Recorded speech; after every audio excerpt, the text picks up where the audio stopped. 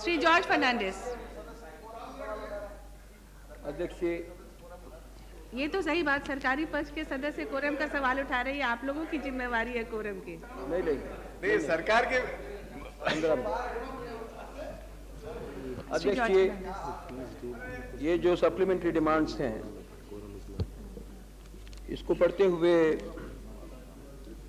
ऐसा लग रहा है कि रेलवे में कोई नई बात अभी चल रही है, पुराने अनुभवों से कोई सबक नहीं सीखा जा रहा है। जो इस दस्तावेज में हम लोगों के सामने मांगे रखी गई हैं, जिसमें नए काम की जिक्र है, वो है 2385 करोड़ रुपए का, और 2385 करोड़ रुपए का काम के लिए अभी जो मांगा जा रहा है वो एक एक काम पर 1,000 रुपए का हिसाब से 20,000 रुपया, और अगर कुल मिलाकर इन्होंने जो 2-3 और कामों के लिए इसी में से जो पैसे मांगे हैं, वो सब चीज को देखते हुए अगले 4 महीनों में 2385 करोड़ का काम जो इसमें सूचित है, इस पर 10 करोड़ रुपया खर्च करने की संभावना है, और वो भी 10 करोड़ रुपये में से कुछ पैसा, कुछ नहीं लगभग सारा पैसा अभी जो किसी काम के लिए वो आवंटित किया है उसी में से निकालकर वो खर्च किया जाएगा। यानी बात यहां लाकर हमें पहुंचा देती है कि रेलवे के पास कोई ऐसी नई आमदनी जिसके आधार पर नए काम की चर्चा नहीं, राजनीतिक कहिए या और कोई भी कहिए, कारणों को लेकर कुछ ऐसे कामों का यहां पर ऐलान हुआ है कि जो काम अगर अगले बजट के समय आप रख देते तो कोई घाटा नहीं होता रेलवे का, और यहां रखने से कोई फायदा नहीं होने वाला है, किसी भी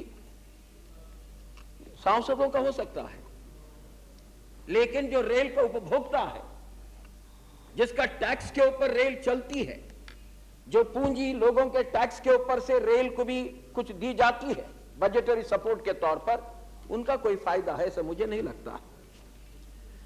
और इसका अगर सबसे बड़ा सबूत आपको चाहिए तो ये कहां-कहां ये 20 काम जो हैं, कहां-कहां ये काम हो रहे हैं, इसको भी जरा देखिए। इसमें से 7 काम हो रहे हैं कर्नाटक में। प्रधानमंत्री कर्नाटक के हैं, वो गलती से हैं उसका, और 7 काम इसमें कर्नाटक में जाने का हो सकता है कोई रिश्ता ना हो, कोई संबंध ना हो, लेकिन तब भी मन में परेशानी हो जाती है कि अगर इतनी जरूरत पड़ी तत्काल 2385 करोड़ रुपए के नए काम का ऐलान करने की, तो फिर उड़ीसा में क्यों नहीं हुआ थोड़ा उसमें से, फिर कश्मीर में क्यों नहीं हुआ उसमें थोड़े से। ये 7 काम एकाएक कर्नाटक में कैसे जा रहे हैं, इसका मंत्री जी से सफाई आनी चाहिए। 3 काम है बिहार में, 3 है तमिलनाडु में, 2 है बंगाल में, और पूर्वांचल, राजस्थान, गुजरात, महाराष्ट्र और मध्य प्रदेश में 1-1 है। निष्कर्ष जो भी जिसको लगाना है वो लगावे, लेकिन मंत्री जी मात्र इसका जरूर हम लोगों के सामने कुछ खुलासा करते। अब अध्यक्ष जी, मैंने कहा कि कुछ यहां सीखा नहीं जाता है।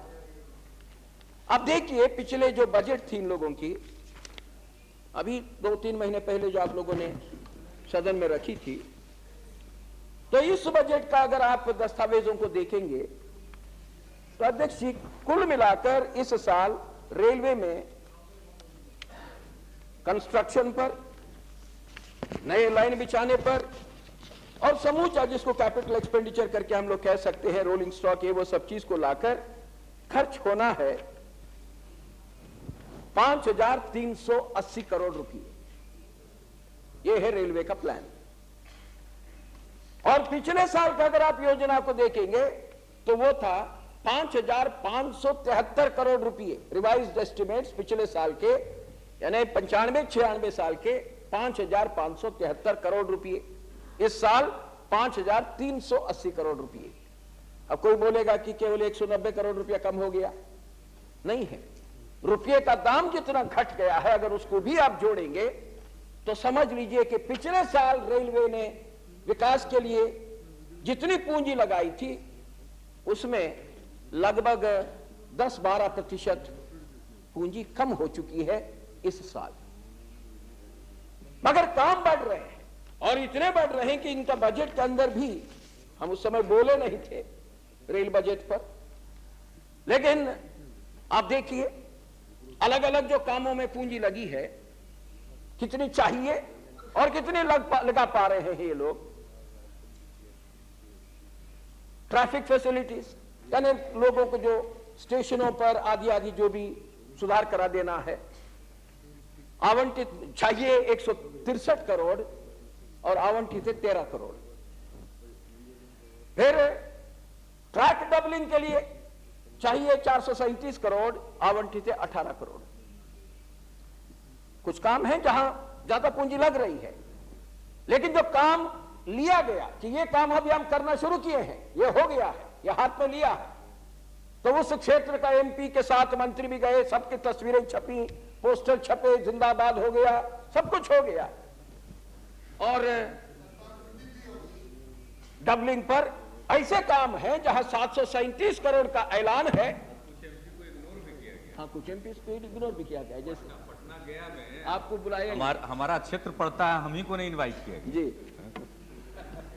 तो 737 करोड़ के ऐसे काम है जिन पर आवंटन है 18 करोड़ का।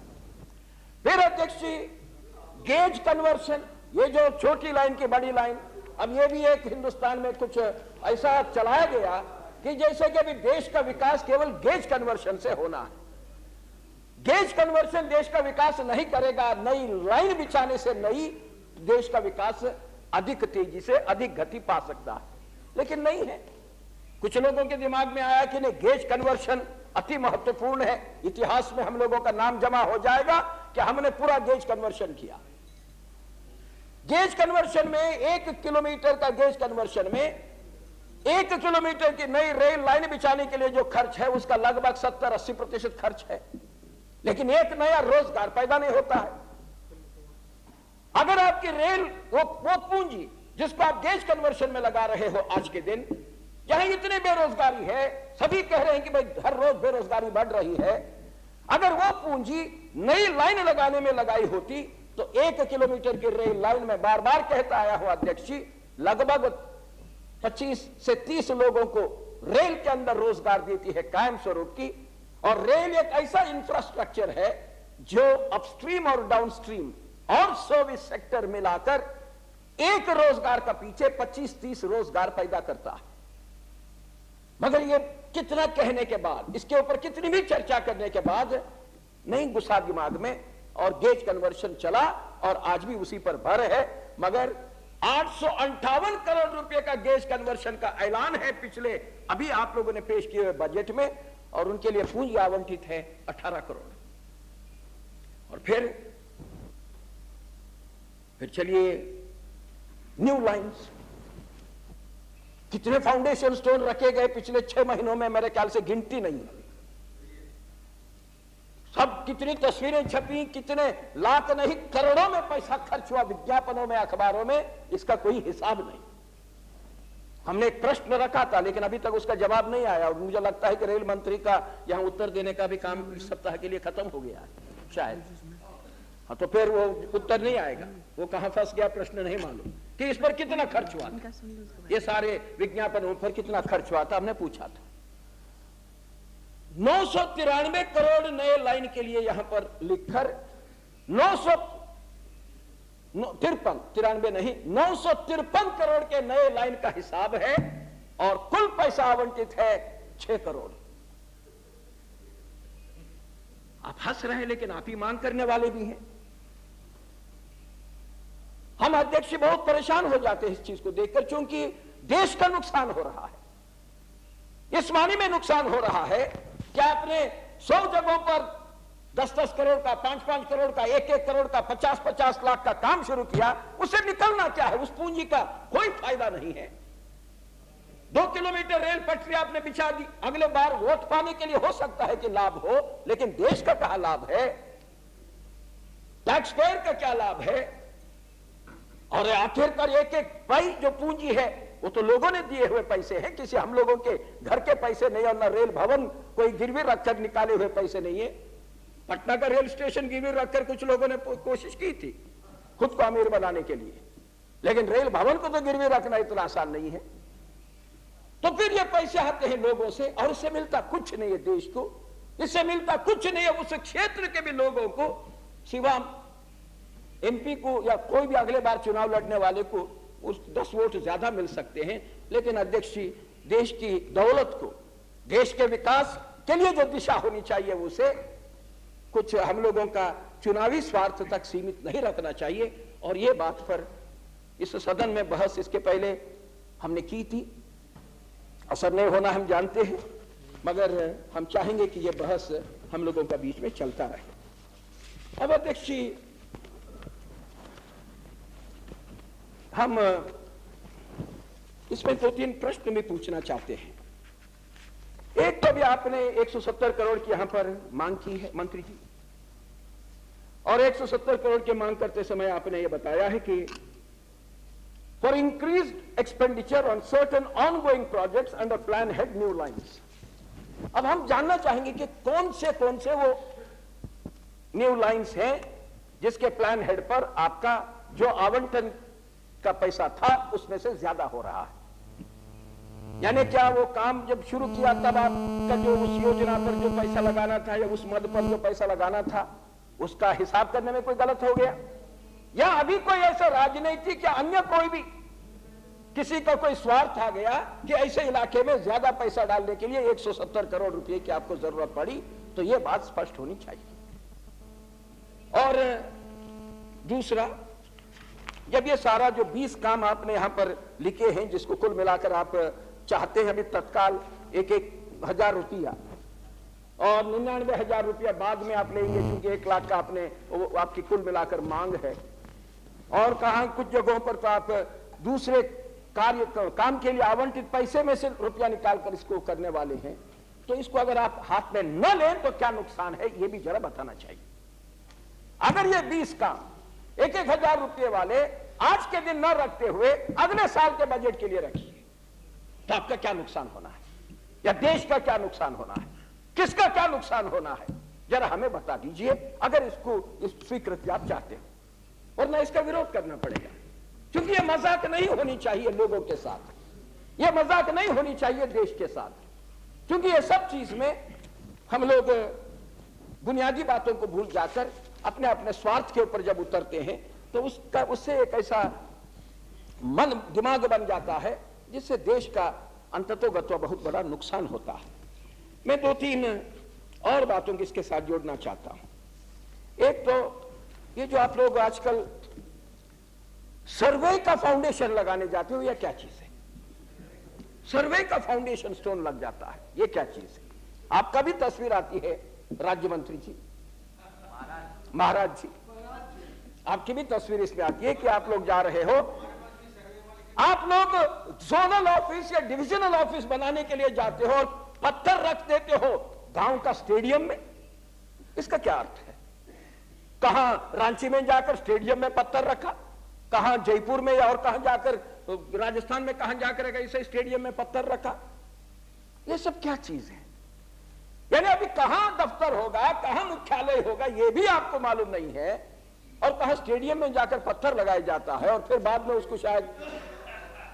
उसको शायद उठाकर जुलूस में ले जाकर कहां और बिठाना हो। तो ये क्या, ये इसका क्या मतलब है? और मेरी आज आपसे प्रार्थना है, मुझे नहीं मालूम आपकी सरकार रहेगी न रहेगी, नहीं मालूम, लेकिन अगर आपकी सरकार रहती है, नंबर 1, ये विज्ञापन के ऊपर पैसा बर्बाद करना बंद करिए, कोई जरूरत नहीं उसकी। सारे देश को यह बताने का कि हम नॉर्थ ईस्ट जाकर एक पत्थर बिठाकर आए हैं, जहां काम पूरा होते हुए आज जितने लोग इस सदन में हो सब मरने वाले हैं। यह कहना कि हम जम्मू कश्मीर में अभी श्रीनगर तक रेलवे ले जाने वाले हैं।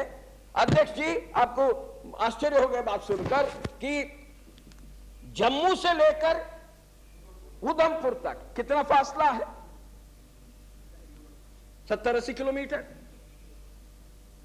कितने सालों से काम चल रहा है? कितना पैसा उसके लिए आवंटित हो रहा है? हम रेल भवन में जाने तक 7 साल उस पर काम हुआ था, और 7 साल में जितना पैसा उस पर डाला था हमने 1 साल में डाला था, उससे ज्यादा।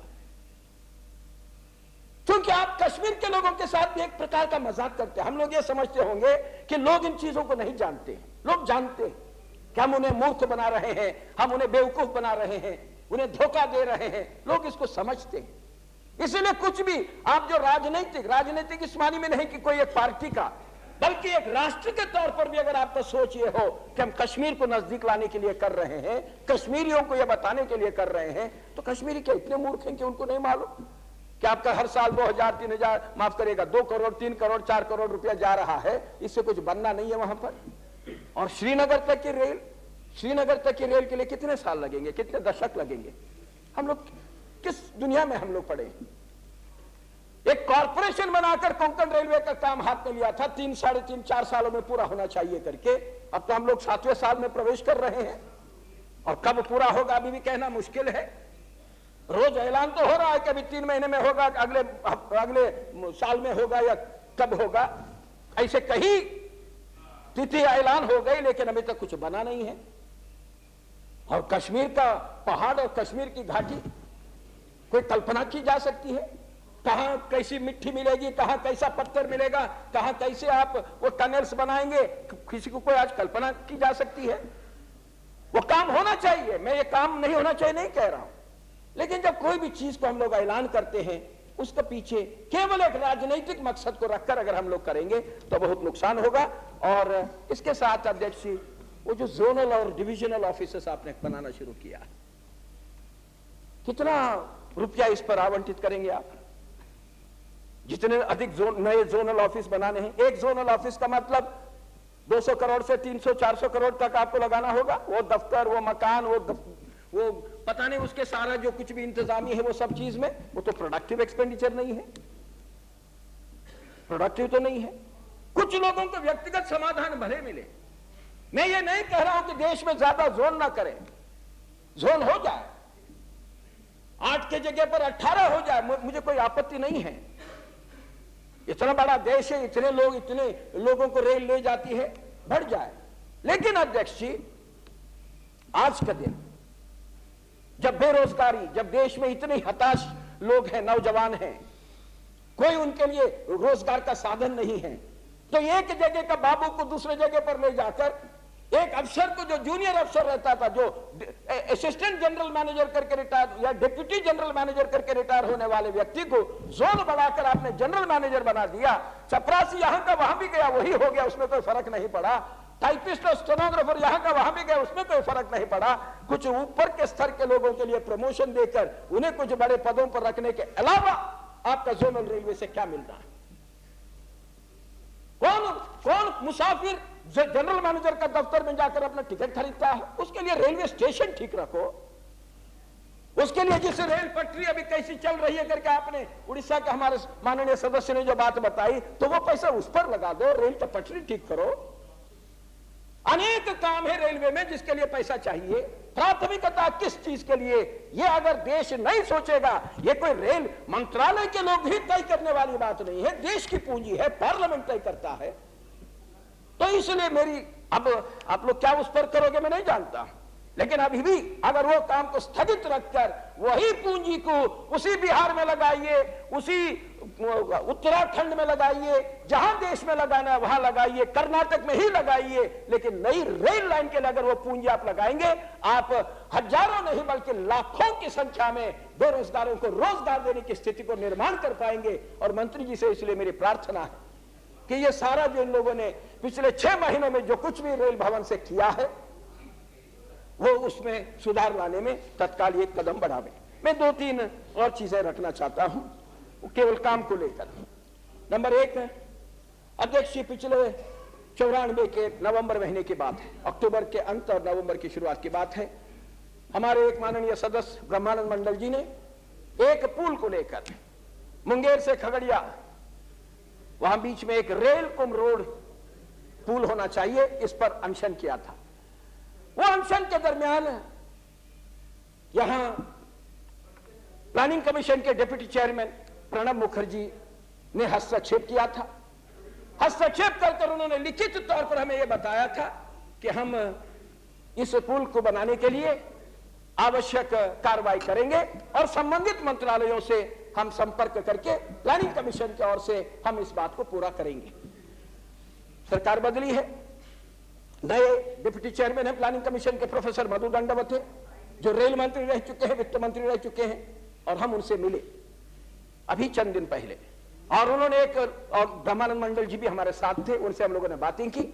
उन्होंने वो पहले वाला जो आश्वासन था, उस आश्वासन के आधार पर उन्होंने न केवल उसे कबूल किया कि आश्वासन हमें पूरा करना है, बल्कि उस आधार पर एक पत्र लिखकर 3 मंत्रालयों को, मैं खत्म कर रहा हूं, कितना समय और बस खत्म हो गया, 3 मंत्री, एक बिहार के मुख्यमंत्री को, एक देश में ट्रांसपोर्ट मिनिस्टर, इधर सरफेस ट्रांसपोर्ट मिनिस्टर को, और एक ये जो जल संसाधन मंत्री को, ये 3 मंत्रियों को पत्र लिखकर उन्होंने कहा है कि ये काम हाथ में लेने की दिशा में दिए हुए वचन को पूरा करने के लिए आपको कदम उठाना चाहिए।